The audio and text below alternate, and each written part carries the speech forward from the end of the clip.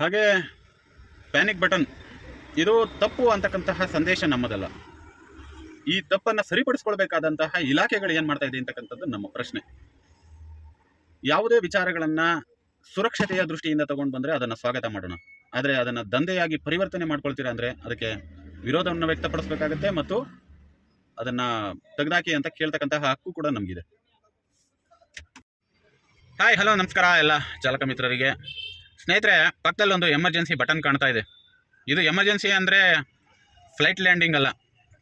ಈ ರಾಜ್ಯದಲ್ಲೊಬ್ಬರು ಸಂಸದರು emergency ಏರ್ಪೋರ್ಟ್ನಲ್ಲಿ open ಮಾಡಿ ಇರೋಬರನ್ನೆಲ್ಲರನ್ನೂ ಕರ್ಕೊಂಡು ಹೋಗಿ ಹೊರಟಿದ್ರು. ಆಮೇಲೆ ಅವ್ರಿಗೇನು ಆಲೋಚನೆ ಬಂತ ಏನೋ ಗೊತ್ತಿಲ್ಲ, ಇಂಥದ್ದೊಂದು ಯೋಜನೆಯನ್ನು ತೊಗೊಂಡು ಬಂದ್ಬಿಟ್ರು. ಯಾರಿಗೆ ಅಂದರೆ ಈ ಕಾರ್ಗಳಿಗೆ. ನೋಡಿ, ಇಲ್ಲಿ ಹಾಕ್ಕೊಂಡಿದ್ದಾರೆ ನೋಡಿ, ಇಲ್ಲಿ ಎಮರ್ಜೆನ್ಸಿ ಬಟನ್. ಇದು ಡ್ರೈವರ್ಗೆ ಏನಾರು ಆದ ತಕ್ಷಣ ಒತ್ತಿಬಿಟ್ರೆ ಓಡ್ ಬಂದ್ಬಿಡ್ತಾರಂತೆ. ಯಾರು ಓಡ್ ಬರ್ತಾರೆ ಅಂತ ಗೊತ್ತಿಲ್ಲ ಇನ್ನು. ಈಗ ಬಂದಿರತಕ್ಕಂಥ ಮಾನ್ಯ ಗೃಹ ಸಚಿವರನ್ನೇ ಕೇಳಬೇಕಾಗುತ್ತೆ, ಈ ಬಟನ್ ಒತ್ತಿರಿ ಯಾರು ಬರ್ತಾರೆ ಅಂತೇಳಿ. ಸ್ನೇಹಿತರೆ, ತಮ್ಮೆಲ್ಲರಿಗೂ ಕೂಡ ಗೊತ್ತಿರ್ಬೋದು, ನಾವೆಲ್ಲರೂ ಕೂಡ ಸಣ್ಣವರಾಗಿದ್ದಾಗ ಜಾತ್ರೆಗಳಿಗೆ ಹೋಗಿ ಆಟ ಆಡೋದಕ್ಕೆ ಅಂತ ಒಂದು ಬೆಂಕಿಪಟ್ಟಣದಂತಹ ಸಾಮಾನುಗಳನ್ನು ಖರೀದಿ ಮಾಡ್ಕೊಂಡು ಬರ್ತಾ ಇದ್ವಿ. ಇವತ್ತು ಈ ವಸ್ತುಗಳು ಕೂಡ ದುಪ್ಪಟ್ಟು ದರವನ್ನು ಕೊಟ್ಟು ತಂದು ಗಾಡಿಗಳಿಗೆ ಹಾಕ್ಕೊಂಡ್ರು ಕೂಡ ಇವು ಕೂಡ ಇವತ್ತು ಆಟಿಕೆ ವಸ್ತುಗಳಾಗಿದ್ದಾವೆ ಅಂತಂದರೆ ಯಾವುದೇ ರೀತಿಯಾದ ತಪ್ಪಾಗಲಾರ್ದು. ನೋಡಿ, ಇದು ಎಮರ್ಜೆನ್ಸಿ. ಈ ಎಮರ್ಜೆನ್ಸಿ ಯಾವುದೇ ರೀತಿಯಾದ ಕೆಲಸ ಕಾರ್ಯಗಳನ್ನ ಮಾಡ್ತಾ ಇಲ್ಲ ಅಂತಕ್ಕಂಥದ್ದನ್ನು ಹಲವಾರು ಜನ ಸೋಷಿಯಲ್ ಮೀಡಿಯಾಗಳಲ್ಲಿ ಒಂದು ವಿಡಿಯೋಗಳನ್ನ ಮಾಡಿ ಹಾಕಿದರೆ ತಮ್ಗೆ ಅದ್ರ ಬಗ್ಗೆ ನೋಡಿರ್ತೀರ. ಆದರೆ ನಮಗೆ ಒಂದು ಡೌಟ್ ಬಂದಿರೋದು ಏನು ಅಂದರೆ, 10,500 ರೂಪಾಯಿ ಕೊಟ್ಟು ಹಾಕ್ಸಿರ್ತಕ್ಕಂಥ ಈ ಒಂದು ವಸ್ತು ಕೆಲಸ ಮಾಡ್ತಾ ಇಲ್ಲ ಅಂತಂದರೆ ಇದು ಒಂದು ನಂಬಿಕೆ ಅಷ್ಟೇ, ಮೂಢನಂಬಿಕೆ.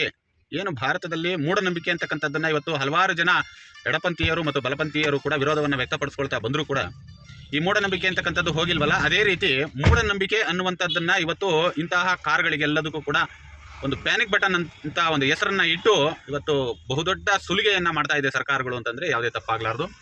ರಾಜ್ಯದಲ್ಲಿ ತಮ್ಮೆಲ್ಲರಿಗೂ ಕೂಡ ಗೊತ್ತಿರುವ ಹಾಗೆ ಇವತ್ತು ಕಾನೂನು ಸುವ್ಯವಸ್ಥೆಯನ್ನು ಕಾಪಾಡೋದಕ್ಕೇನೆ ಮ್ಯಾನ್ ಪವರ್ ಎಷ್ಟಿದೆ ಅಂತಕ್ಕಂಥದ್ದು ತಮ್ಮೆಲ್ಲರಿಗೂ ಕೂಡ ಗೊತ್ತಿದೆ.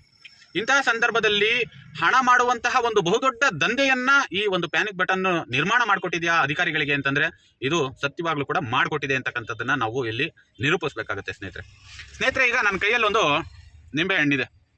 ಇದನ್ನು ತಾವೆಲ್ಲರೂ ಕೂಡ ನೋಡಿರ್ತೀರಾ. ಈ ದೇಶದಲ್ಲಿ ಮೂಢನಂಬಿಕೆ ಅಂತಕ್ಕಂಥದ್ದು ಎಷ್ಟಿದೆ ಅಂತಕ್ಕಂಥದ್ದಕ್ಕೆ ಇದು ಕೂಡ ಒಂದು ಸಾಕ್ಷಿಯಾಗಿ ನಿಂತ್ಕೊಳ್ಳುತ್ತೇವೆ.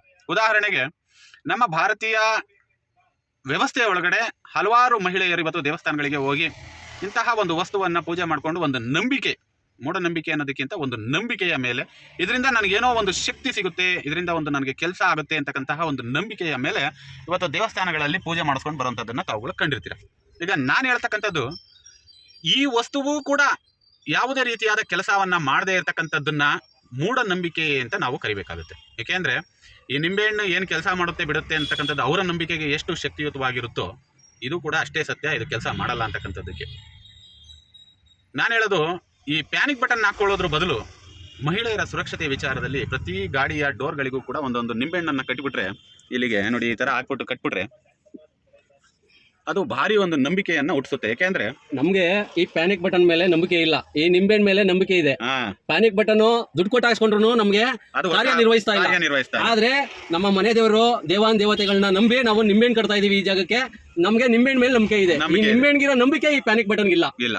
ಅದು ಯಾಕೆಂದ್ರೆ ನಿಮ್ಗೆ ಗೊತ್ತಿದೆ ಅಲ್ಲ, ಇವತ್ತು 10,500 ರೂಪಾಯಿ ಬಂಡವಾಳ ಹಾಕಿ ನಾವು ಒಂದು ಸುಮ್ಮನೆ ಆಟಿಕೆ ಗೊಂಬೆಯನ್ನ ಕಾರೊಳಗಡೆ ಇಟ್ಕೊಂಡಿದೀವಿ. ಮತ್ತೆ ಅದಕ್ಕೆ ಪ್ರತಿ ವರ್ಷವೂ ಕೂಡ ರಿನಿವಲ್ ಅನ್ನ ಮಾಡಿಸ್ತಕ್ಕಂಥದ್ದನ್ನ ಮಾಡಬೇಕು. ಮತ್ತು ಮೊನ್ನೆ ಕೂಡ ಒಂದು ಆದೇಶವನ್ನ ಮಾಡಿದರೆ ಪ್ಯಾನಿಕ್ ಬಟನ್ನ ಹೊರತುಪಡಿಸಿ ಬೇರೆ ರಾಜ್ಯಗಳಲ್ಲಿ ತಾವು ಗಾಡಿಗಳನ್ನ FC ಮಾಡಿಸ್ಕೊಂಡ್ರು ಕೂಡ ಮತ್ತೆ ರಾಜ್ಯದಲ್ಲಿ ಅದನ್ನ ಮಾಡಿಸ್ಬೇಕಂತೆ. ಮತ್ತೆ ಏನ್ ಮಾಡಿಸ್ಬೇಕಂತೆ? ಅಪ್ರೂವಲ್ ಮಾಡಿಸ್ಬೇಕಂತೆ. ಜೊತೆಗೆ ಸರ್ಕಾರ ನಿಗದಿ ಮಾಡಿರೋದು ಒಂದ್ ರೇಟು, ಯಾವುದು ಪ್ಯಾನಿಕ್ ಬಟನ್ಗೆ. ಆದ್ರೆ ಇಲ್ಲಿ ಪ್ಯಾನಿಕ್ ಬಟನ್ ಹಾಕ್ಸ್ಕೊಳ್ಳೋಕೆ ಹೋದಾಗ ಏಜೆಂಟ್ಗಳು ಫಿಕ್ಸ್ ಮಾಡಿರೋದು ಒಂದ್ ರೇಟು. ನಾವು ಅಧಿಕಾರಿಗಳ ಹತ್ರ ಕೇಳಿದ್ರೆ ಕಂಪ್ಲೇಂಟ್ ಕೊಡಿ ಅಂತಾರೆ. ಯಾರಿಗೆ ಕಂಪ್ಲೇಂಟ್ ಅನ್ನ ಕೊಡಬೇಕು? ಅಧಿಕಾರಿಗಳ ಹತ್ರ ಕಂಪ್ಲೇಂಟ್ ಕೊಡ್ಬೇಕಂತ. ಎಲ್ಲಾನು ನಾವು ಕಂಪ್ಲೇಂಟ್ ಕೊಡ್ತಾ ದುಡ್ಡು ಕಟ್ಟೋದಲ್ಲದೆ ಕಂಪ್ಲೇಂಟ್ ಕೊಟ್ಟು ಕೋರ್ಟ್ ಕಚೇರಿ ಅಲ್ಕೊಂಡು ನಾವು ಚಾಲಕರುಗಳು ಏನಾಗಬೇಕು, ಬೀದಿಗೆ ಬರಬೇಕು. ಈಗ ಪ್ಯಾನಿಕ್ ಬಟನ್ ಅನ್ನ ನಿರ್ವಹಣೆ ಮಾಡುವಂತಹ, ಈಗ ಹಾಕೋದಕ್ಕೆ ಸಂಸ್ಥೆಗಳಿದೆ, ನಿಮ್ಗೆ ಗೊತ್ತಿದೆ. ಹಾಕೋದಕ್ಕೆ ದರವನ್ನ ನಿಗದಿಪಡಿಸಿಕೊಂಡು ಸಂಸ್ಥೆಗಳಿದೆ. ಇದನ್ನ ಮೇಂಟೈನ್ ಮಾಡೋದಕ್ಕೆ ಯಾವ ಸಂಸ್ಥೆ ಇದೆ ಅಂತ ಯಾರಾದ್ರೂ ಪ್ರಶ್ನೆ ಮಾಡಿದೀರಾ? ಯಾರು ಮಾಡಿಲ್ಲ. ಇದು ನೇರವಾಗಿ ಪೊಲೀಸ್ ಇಲಾಖೆ ವ್ಯಾಪ್ತಿ ಒಳಗಡೆ ತಗೊಂಡು ಬಂದೇ ಮೇಂಟೈನ್ ಮಾಡ್ತಾರಾ, ಇಲ್ಲ ಇದಕ್ಕೆ ಮೇಂಟೈನ್ ಮಾಡೋದಕ್ಕೆ ಅಂತಾನೆ ಈಗ ಉದಾಹರಣೆಗೆ ಓಲಾ ಊಬರ್ ನಂತಹ ಸಂಸ್ಥೆಗಳು ಕಾಲ್ ಸೆಂಟರ್ಗಳನ್ನ ಇಟ್ಕೊಂಡಿರ್ತಾರೆ. ಕಾಲ್ ಸೆಂಟರ್ಗಳ ಮುಖಾಂತರವಾಗಿ ನಿರ್ವಹಣೆ ಮಾಡ್ತಾ ಇದ್ದಾರಾ, ಇಲ್ಲ ನೇರವಾಗಿ ಪ್ಯಾನಿಕ್ ಬಟನ್ ಸಾರಿಗೆ ಇಲಾಖೆಯ ಗೃಹ ಮಂತ್ರಿ ಇಲಾಖೆ ಒಳಗಡೆ ಬರುತ್ತೆ? ಸತೀಶ್ ಸರ್, ಒಂದು ಮಾತಾಡಕ್ಕೆ ಇಷ್ಟಪಡ್ತೀನಿ. ಆಪ್ ಆಧಾರಿತ ಕಂಪ್ನಿಗಳಿಗೆ ಒಂದು ಏನು ಚಾಲಕರೆಲ್ಲ ಇದು ಮಾಡ್ತಾ ಇದ್ರು, ಸರ್ಕಾರದಿಂದ ಒಂದು ಆಪ್ ಮಾಡ್ಕೊಡ್ತೀವಿ ಅಂತ ಹೇಳಿದ್ರು. ಅದನ್ನ ಮಾಡೋಕ್ಕೆ ಯೋಗ್ಯತೆ ಇಲ್ಲ ಸರ್ಕಾರಕ್ಕೆ. ಇನ್ನು ಇದನ್ನ ಮೇಂಟೈನ್ ಮೇಲೆ ಸರ್ ಮಾಡ್ತಾರೆ. ಮತ್ತೆ ಅದನ್ನ ಅವಶ್ಯಕತೆ ಏನಿದೆ? ಯಾಕೆಂದರೆ ಇವತ್ತು ಮೊಬೈಲ್ಗಳಲ್ಲೂ ಕೂಡ SOS ಸಿಸ್ಟಮ್ ಇದೆ, ಆ್ಯಪ್ಗಳಲ್ಲಿ ಈಗ ಗ್ರಾಹಕರು ಯಾವುದೇ ಆ್ಯಪ್ನಲ್ಲಿ ಬುಕ್ ಮಾಡ್ಕೊಂಡ್ರು ಕೂಡ ಆ್ಯಪ್ನಲ್ಲೂ ಕೂಡ SOS ಸಿಸ್ಟಮ್ ಇದೆ. ಪ್ರತಿಯೊಬ್ಬರು ಕೂಡ ಕೈಯಲ್ಲೂ ಮೊಬೈಲ್ ಇದೆ. 112 ಅಂತಕ್ಕಂಥದ್ದೊಂದು ನಂಬರು ಎಲ್ಲರೂ ಕೂಡ ಬಾಯಲ್ಲಿ ಪಾಠ ಆಗೋಗಿದೆ. ಎಮರ್ಜೆನ್ಸಿ ನಂಬರ್ಗಳಿರುತ್ತೆ. ಅವರ ಫ್ಯಾಮಿಲಿ ಮೆಂಬರ್ಗಳಿಗೆ ಹಲವಾರು ಆ್ಯಪ್ಗಳು ಬಂದಿದೆ. ಥರ್ಡ್ ಮೇಂಟೈನ್ ಮಾಡ್ತಕ್ಕಂಥ ಆ್ಯಪ್ಗಳು ಬಂದಿದ್ದಾವೆ. ಇಂತಹ ಆ್ಯಪ್ಗಳನ್ನ ಇಟ್ಕೊಂಡಿದ್ದ ಸಂದರ್ಭದಲ್ಲೂ ಕೂಡ ಇಂತಹ ಆಟಿಕೆಗಳನ್ನು ಅವಶ್ಯಕತೆ ಇದೆಯಾ ಅಂತ ಅನಿಸ್ತದೆ. ಸರ್ ನನ್ನ ಪ್ರಕಾರ ನಾನು ಹೇಳೋದಾದರೆ ಮೊಬೈಲ್ ಯೂಸ್ ಮಾಡ್ಬೇಕಾದ್ರೆ ಒಂದು ಎಲೆಕ್ಟ್ರಿಕ್ ಇದು ವಸ್ತು ಅದಕ್ಕೆಲ್ಲ ಕರೆಂಟ್ ಇರಬೇಕು, ಚಾರ್ಜಿಂಗ್ ಇರಬೇಕು. ಆದರೆ ಈ ನಿಂಬೆಹಣ್ಣಿಗೆ ಯಾವುದೇ ಚಾರ್ಜಿಂಗ್ ಬೇಕಾಗಿಲ್ಲ.